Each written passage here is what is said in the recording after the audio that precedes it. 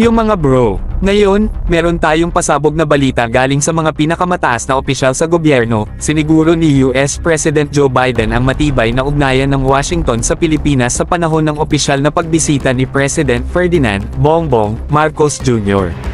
Sa pag-uusap, binigyang diin ni Biden ang Ironclad Alliance commitments ng US sa Pilipinas at pag-uusapan ang paglipat ng ilang military assets sa Armed Forces of the Philippines.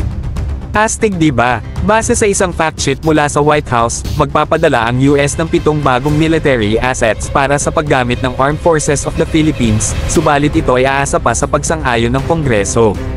Ito ay dagdag pa sa 2 Cyclone-class coastal patrol vessels na ipinadala na sa Maynila. Wow! Ang lakas ng samahan natin, mga bro.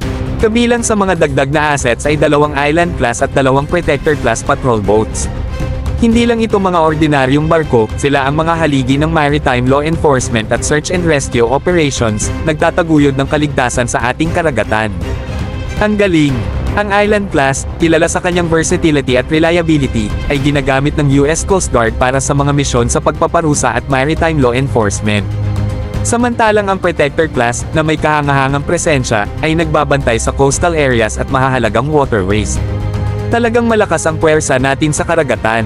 Sa tuwing makikita natin ang mga strategic na hakbang na ito, malinaw na ang ating ugnayan sa US ay mas matibay kaysa kailanman. Ang mga military assets na ito ay hindi lamang paglipat ng kagamitan, kundi patunay din ng matibay na pagkakaibigan at mga pinagsamang halaga sa pagitan ng ating mga bansa.